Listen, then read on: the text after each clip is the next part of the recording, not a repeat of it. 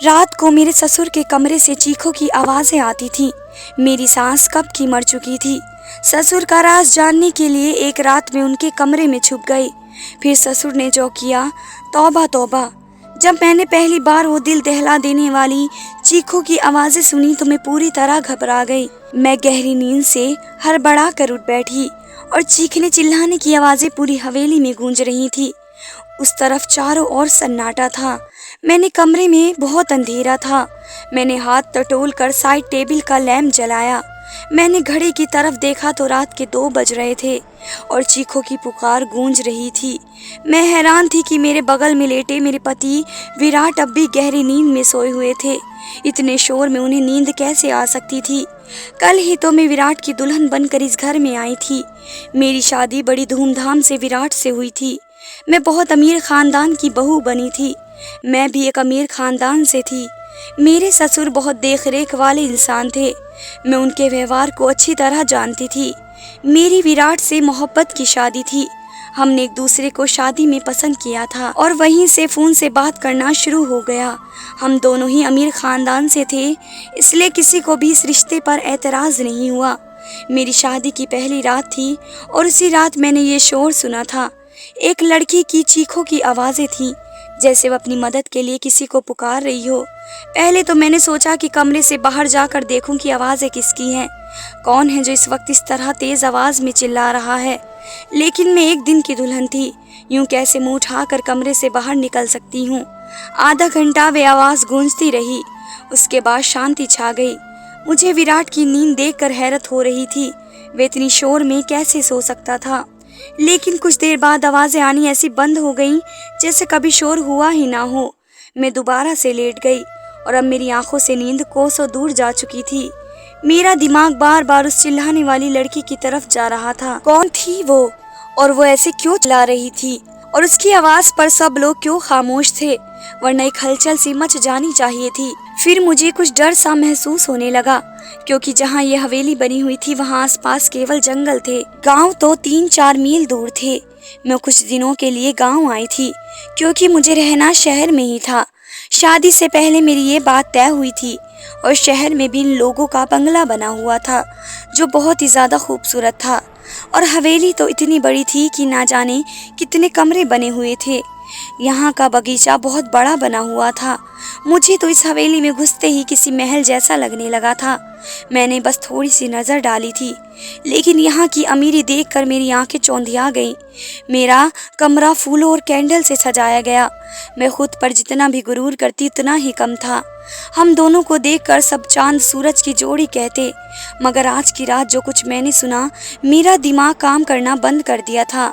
ना जाने कब सोचते सोचते मैं फिर से नींद की वादियों में खो चुकी थी। सुबह विराट प्यारी सी मुस्कान लिए मुझे जगा रहा था। कहने लगा, उठ जाएगी मैडम, ये शहर नहीं है जो आराम से तनकर सोती रहोगी। मैंने धीरे धीरे आंखें खोली तो वो उठ चुका था। विराट बिस्तर से उठ के अपने कपड़े निकाल रहा था। मुझसे कहने लगा, तुम्हारा कपड़ा ड्रेसिंग रूम में है, वही पहनना है। वे मुझसे कहकर वॉशरूम में चला गया। मैं आराम से उठकर बैठ गई। पहले तो मुझे ऐसा लगा कि रात वाली बात शायद मेरा कोई बहाना या वहम था।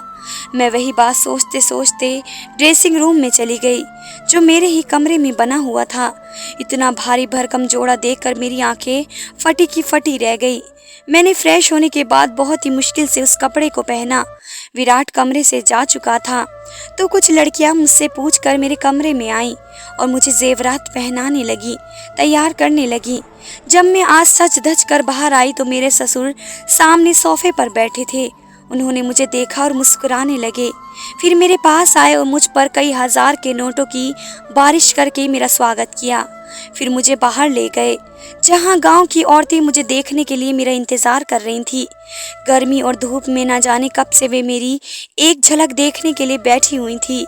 मेरे ससुर कहने लगे, ये हमारे घर की नई मालकिन है, विराट की बीवी। सभी औरत ही मुझे नमस्ते करने लगी। मैं थोड़ी देर से ज्यादा वहां नहीं रुक पाई। तेज धूप ने मेरी हालत खराब कर दी। जल्दी जल्दी मैं अंदर आई और अपने कमरे में एसी ऑन करके बैठ गई। पूरा दिन लगातार लोगों का आना जाना लगा रहा। विराट ने मेरी मुलाकात बस रात में हुई थी, वरना वे पूरे दिन मर्दों के साथ ही रहते थे। गांव की कुछ और ही रस्मों रिवाजें होते हैं। पति पत्नी आपस में कम वक्त और दूसरों के साथ ज्यादा वक्त गुजारते हैं। यही मेरे साथ भी हुआ। रात तक मैं थकान से चूर हो चुकी थी, इसलिए लेटते ही मुझे नींद आ गई और विराट मुझे कहने लगा कि गांव के माहौल ने तुम्हें परेशान कर दिया होगा। वो मुझे प्यार से देख रहे थे, लेकिन फिर आंखें खोली और थोड़ा सा मुस्कुरा दी। मैंने कहा, विराट बस से शहर वापस जाने का सोचो, मुझे ऐसे माहौल की आदत नहीं है। मेरी बात पर ना जाने क्यों विराट की मुस्कुराहट गायब हो गई। फिर वे बेड पर टेक लगा कर बैठ गए। कहने लगी, अभी तो ऐसा मुमकिन नहीं है, लेकिन मैं कोशिश करूंगा। मैंने नींद में होते हुए भी पूरी आंखें खोलकर उसे घूरने लगी। विराट, मैं गांव में 2 दिन से ज्यादा नहीं रह सकती, यह तो तुम अच्छी तरह जानते हो। मुझे घुटन होती है यहाँ के पहनावे से, रहन सहन से। अजीब घुटन का माहौल है यहाँ का, मैं नहीं रह सकती। मेरी बात सुनकर वह किसी गहरी सोच में चला गया। उसने सिगरेट निकाली और राइटर से जलाकर पीने लगा। मैं नींद से चूर थी, इसलिए सो गई। रात को फिर से मेरी आंख उसी शोर से खुली, वही एक लड़की की चीखो पुकार, अपने बचाव के लिए मदद मांगती हुई। मैं तुरंत उठ बैठी और विराट को भी जगा दिया। वो मुझे नींद में देखने लगा। मैंने कहा, विराट, किसी के चिल्लाने की आवाज़ें आ रही हैं। मेरी बात पर विराट ने नजरें चुराने लगा और कहने लगा, कैसी आवाज़ें? मुझे यहाँ कोई आवाज़ नहीं आ रही। मैं उसकी ये बात सुनकर हैरान रह गई। ये कैसे मुमकिन था? मुझे तो लड़की के चिल्लाने की आवाज़ें आ रही थी, लेकिन विराट को नहीं आ रही हैं। मैंने हैरत से विराट की तरफ देखा। मैंने कहा, ये लड़की की आवाज़ें तुम्हें सुनाई नहीं दे रही? वो कहने लगा, नहीं, मुझे कोई भी आवाज़ सुनाई नहीं दे रही। मुझे नींद आ रही है, मुझे डिस्टर्ब मत करो। यह कहकर वे फिर से सो चुका और मेरा डर के मारे बुरा हाल था। क्या ये आवाज़ें सिर्फ मुझे ही सुनाई दे रही हैं? इसका मतलब कोई भूत प्रेत? ये सोच के तो मैं कांपने लगी। डर की वजह से मैं विराट से चिपक के लेट गई। मेरा दिल जोर जोर से धड़क रहा था। अब तो मुझे इस हवेली में एक दिन भी नहीं रुकना था। मुझे तो भूतों से बहुत डर लगता था। अगली सुबह ही मैंने विराट से शहर जाने की करना शुरू कर दिया। मैंने कहा, मुझे वापस शहर जाना है, मुझे डर महसूस हो रहा है। मुझे 2 दिन से यहाँ चिल्लाने की आवाज़ सुनाई दे रही है, जैसे कोई लड़की मदद के लिए पुकार रही हो। मैं यहाँ नहीं रह सकती। डर की वजह से ऐसा लग रहा था मैं अभी रो दूंगी। और विराट मुझे ध्यान से देख रहा था। वो बार बार नजरें चुरा रहा था। वो मुझसे कहने लगा, बरसों से इस हवेली में ऐसे ही साए हैं। किसी किसी को ऐसी आवाज़ें सुनाई देती हैं जैसे तुम्हें दे रही हैं, लेकिन उन साए ने कभी भी हमें नुकसान नहीं पहुंचाया। वरना क्या मेरी भाभियाँ यहाँ रह सकती थी? मुझे विराट की किसी भी बात से चैन नहीं मिल रहा था। मुझे बस शहर जाने का इंतज़ार था। सुबह नाश्ते के वक्त मेरे ससुर ने विराट से पूछा कि तुम शहर कब जा रहे हो? ये सुनकर विराट का चाय का कप हाथ में ही रह गया। लेकिन मैं दिल ही दिल में खुश थी कि किसी को तो हमें गांव से शहर भेजने का ख्याल आया। विराट ने कहा, पापा, जो आप आदेश दें। विराट ने बहुत ही मुश्किल से ये बात कही थी। वह अपने पिता से बहुत डरता था।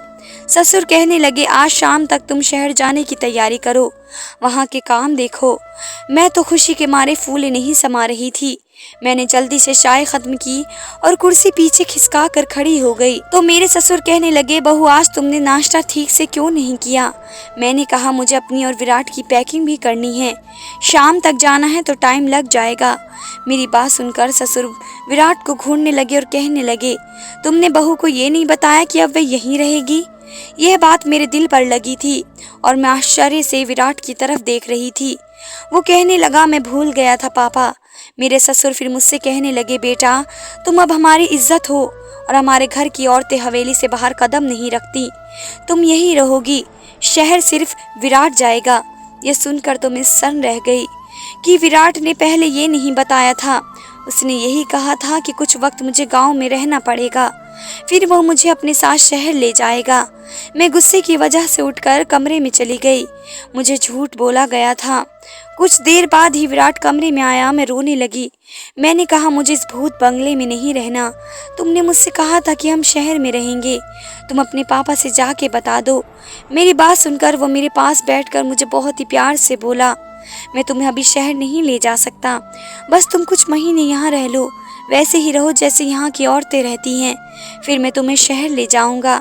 मैंने कहा, मैं तुम्हारे बिना यहाँ नहीं रहूँगी। रात के वक्त वो चीखों की आवाज़ मेरी जान निकाल देंगी। मुझे बहुत डर लगता है। मुझसे कहने लगा, तुम उन चीखों पे ध्यान मत दो, वो जो भी है तुम्हें कुछ नहीं कहेंगी। मैं तुमसे वादा कर सकता हूँ। बस तुम कमरा लॉक रखना और रात को बिल्कुल भी बाहर मत निकलना। विराट की बातों ने तो मुझे और भी ज्यादा डरा दिया। मैंने कहा, मैं अकेली रात को इस कमरे में नहीं सो सकती। विराट कुछ देर सोचता रहा, फिर कहने लगा, ठीक है, मैं पापा से कहकर एक नौकरानी का इंतजाम कर दूंगा। वो तुम्हारे साथ इस कमरे में सो जाया करेगी, लेकिन तुम बस ये कोशिश करना कि पापा को तुमसे कोई शिकायत ना हो। मैंने इस बात पर सर हिला दिया। विराट शाम को शहर के लिए निकल चुका था और मैं अकेली रह गई। रात को मेरे साथ एक नौकरानी मेरे कमरे में सोने लगी। वह जमीन पर अपना बिस्तर बिछाती थी और लेट जाती थी। रात को जब भी चीखों की आवाज़ें आती तो मेरी आंखें खुल जाती। मैंने महसूस किया था कि जिस वक्त चीखों की आवाज़ें आती हैं, वे नौकरानी भी करवटें बदलती रहती है। मुझे ये शक होने लगा कि शायद वह भी उन आवाज़ों को सुन सकती है। कई बार मैंने उस नौकरानी से चीखों के बारे में पूछा तो उसके चेहरे के रंग उड़ गए। वो डर जाती थी, फिर ना में सर हिलाने लगती और कहने लगती, मैंने ऐसी कोई आवाज़ नहीं सुनी। मैंने उसकी डर से यह अंदाज़ा लगा लिया था कि कहानी कुछ और है, इसलिए मैंने उससे कहा कि मैं जानती हूँ कि आवाज़ें तुम्हें भी सुनाई देती हैं। मेरी बात सुनकर वे मेरे सामने हाथ जोड़ने लगी। कहने लगी, इस बात का जिक्र हवेली में किसी से ना करना, वरना बहुत बुरा होगा। उस नौकरानी की बात सुनकर मुझे जानने की चाह होने लगी कि आखिर मालूम भी तो हो ये सारा माजरा क्या है। मैंने रात को जब वो चीखों की आवाज़ सुनी तो वह ठान लिया कि सच्चाई क्या है जान कर रहूँगी, इसका पता लगा कर रहूँगी, क्योंकि कहीं ना कहीं मुझे ये यकीन हो चुका था कि ये मामला भूत प्रेत का नहीं है। रात को चिल्लाने की आवाज़ सुनकर मैं उठकर खड़ी हो गई और दबे पांव अपने कमरे के दरवाजे के पास आई और धीरे से दरवाज़ा खोला। मुझे आवाज़ें ऊपर की मंजिल से आ रही थी। मैं धीरे से चलती हुई ऊपर चढ़ गई। वो आवाज़ें अब मुझे और भी नज़दीक से सुनाई देने लगी। जब मैं उन आवाज़ों का पीछा करते हुए आगे बढ़ी तो सामने कमरे को देखकर मेरे होश उड़ गए। वो तो मेरे ससुर का कमरा था, जहाँ से लड़की के चीखों की आवाज़ें आ रही थी। मेरे चेहरे का रंग उड़ चुका था। मैं वापस नीचे आ गई और अपने कमरे में आकर अपनी बढ़ते दिल की धड़कनों पर काबू पाने लगी। विक्रम यानी कि मेरे ससुर के कमरे से वो आवाज़ें सुनाई दे रही थी। मैं ये सोच भी नहीं सकती थी कि वो ऐसे भी हो सकते हैं। उनकी बीवी भी जिंदा नहीं थी, ना ही उन्होंने दूसरी शादी की थी। दुनिया के सामने वे कितने बड़े थे। फिर वे आवाज़ें, मैं खुद से बात करने लगी। मेरे दिल में उनके लिए बहुत इज्जत थी। मैं उनके बारे में इस किस्म का सोच भी नहीं सकती थी। मेरी आंखों से आंसू आने लगे। मैं अपने बेड पर बैठकर रोने लगी। मेरा ससुर और औरतों के साथ, नहीं नहीं, ऐसा कैसे हो सकता है। गांव वाले तो उनकी बहुत इज्जत करते हैं। फिर ये सब क्या था? ये उनका कौन सा रूप था जो आज मैंने अपनी आंखों से देखा था। मेरी पूरी रात जागे हुए कटी थी, क्योंकि मैं उनके बारे में ऐसा सोच भी नहीं सकती थी। सुबह नाश्ते पर वो उसी तरह बैठे थे। मेरी आंखें देखकर चाय पीते हुए कहने लगे, विराट ने फ़ोन पर बात नहीं की मेरी बहू से, तभी तो रो रो के आंखें सुजा ली हैं। उनकी बात पर मैंने कोई जवाब नहीं दिया। वे खुद ही मुस्कुराने लगे, फिर बोले कि विराट वहाँ बहुत बिजी है, शायद इसलिए फ़ोन नहीं कर पाया। मैंने उनकी बात का कोई जवाब नहीं दिया। आज तो उनकी शक्ल देखने को भी दिल नहीं कर रहा था। कैसा दोगला इंसान था। दिन में नेक और रहम दिल बना रहता था और रात को यह सोचकर ही मेरा शरीर कांपने लगा।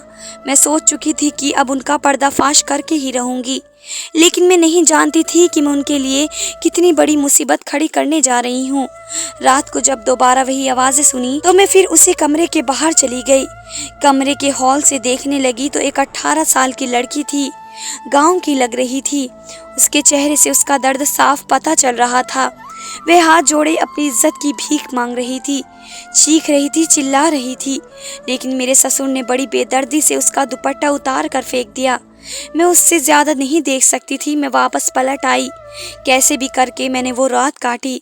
सुबह होते ही मैंने विराट को फोन किया। मैंने कहा, तुमने मुझसे इतना बड़ा झूठ बोला। तुमने कहा हवेली में आत्माएं हैं, जबकि ऐसा कुछ नहीं है। वो चीखें गांव की मासूम लड़कियों की हैं, जो तुम्हारे पिता की हवस का निशाना बनती हैं। मेरे मुंह में तो जो जो आ रहा था मैंने सब विराट को कह दिया।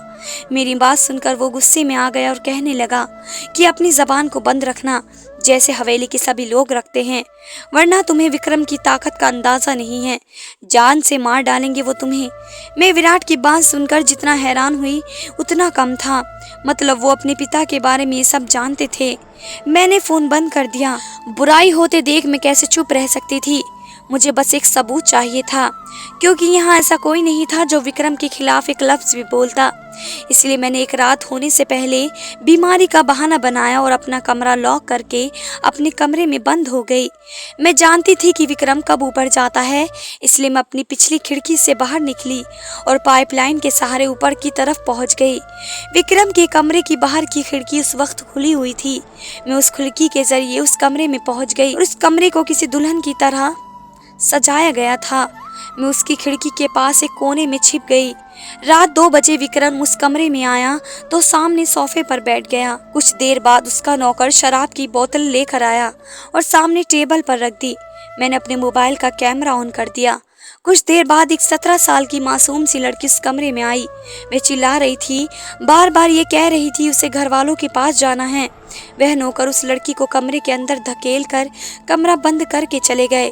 विक्रम एकदम आराम से सोफे पर बैठा उस लड़की की बेबसी का तमाशा देख रहा था, जो बहुत ही ज्यादा रो रही थी, दरवाजा पीट रही थी, अपने बचाव के लिए मदद मांग रही थी, जिसकी चीखें पुकार हवेली की बेजान दीवारों में गूंज रही थी। वहां के लोग इस जुल्म पर बिल्कुल खामोश थे। वो लड़की जब दरवाजा बजाकर थक गई तो विक्रम के पास आकर हाथ जोड़ने लगी, कहने लगी, विक्रम साहब मुझे छोड़ दो, मुझे जाने दो, मैं तुम्हारी बेटी की उम्र की हूँ, मुझ पर तरस खाओ। उसकी बात सुनकर मेरा ससुर गुस्से से उठा और उसके बाल पकड़कर कहर भरी नजरों से देखते हुए बोला, किसी नीच जात की लड़की, तेरी इतनी हिम्मत कि तू मेरे सामने जबान लड़ाए। तुझे मैं बताता हूँ कि मेरे सामने जबान लड़ाने वालों का मैं क्या अंजाम करता हूँ। यह कहकर उसने उस लड़की को बड़ी जोर से जमीन पर पटका, फिर उसके पेट पर अपने पैर मारने लगा। वह लड़की दर्द से बिलबिला उठी और मैं ये सब नहीं देख पा रही थी। न जाने कैसे मैंने खुद को काबू किया हुआ था। वहाँ खड़ी ये सब देख रही थी। फिर उस आदमी ने उस लड़की को पकड़कर बिस्तर पर पटका और अपना सिगरेट जलाकर जैसे ही उसने लड़की के चेहरे पर लगाया, उस लड़की की चीख के साथ मेरी भी चीख निकल गई। विक्रम तुरंत ही वहां से पीछे हटा। मेरी चीख सुनकर वो समझ गया कि कमरे में उस लड़की के अलावा कोई और भी है। उससे पहले वो मुझे ढूंढता मैं उसकी खिड़की से बाहर निकल गई, लेकिन शायद वो मुझे देख चुका था। मैं कोई प्रोफेशनल जासूस नहीं थी, एक आम सी लड़की थी। मैं जिस रास्ते से आई उसी रास्ते से नीचे उतर गई, लेकिन अपने कमरे के बजाय हवेली के पीछे चली गई। मैं वहीं जाकर छुप गई। मुझे पूरी हवेली में खलचल सी महसूस हुई। बहुत से कदमों की आवाज सुनाई दी। मैं एक घनी झाड़ी में छिपी हुई थी। बहुत से नौकर टॉर्च जलाकर मुझे ढूंढ रहे थे। मैं तो सांस लेना ही भूल गई। मुझे डर था कि अब मैं पकड़ी जाऊंगी। कुछ देर बाद वो नौकर वहां से चले गए। उनके जाते ही मैंने सुकून सी सांस ली। मैंने एक ऐसे पेड़ पर चढ़ने लगी जो इस हवेली की दीवार से चिपका हुआ था। उस पेड़ पर चढ़कर मैंने दीवार के दूसरी तरफ देखा तो वहाँ एक घना जंगल था। मैं वहाँ कूद गई। मैं नहीं जानती थी कि मैं उस जंगल को पार करने के बाद कहाँ जाऊंगी, लेकिन मैं लगातार भाग रही थी। सुबह तक मैं भागती रही। जैसे ही हल्की हल्की रोशनी हुई तो मैं सड़क पर पहुंच चुकी थी। उसी वक्त एक बस शहर जाने के लिए वहां से गुजर रही थी। मैं उस बस में बैठ गई। पूरी रास्ते भर मैंने अपना चेहरा दुपट्टे से छुपाए रखा। शहर पहुंचते ही मैंने अपने पापा के दोस्त, जो कि DIG थे, उन्हें वो वीडियो दिखा दी। मेरी वजह से उस गांव में इस घिनौने खेल का किस्सा खत्म हो चुका था। विक्रम के साथ साथ विराट भी पकड़ा गया। वो लोग गांव की कम उम्र लड़कियों के साथ गलत करके उसे दूसरे देश में भेजते थे। मैंने विराट से डिवोर्स ले ली, क्योंकि मैं ऐसे शख्स के साथ जिंदगी नहीं गुजार सकती थी। मुझे खुशी थी कि मेरी वजह से बहुत सी लड़कियों की जान बच गई थी। दोस्तों मैं उम्मीद करती हूँ कि आपको स्टोरी अच्छी लगी होगी। धन्यवाद दोस्तों।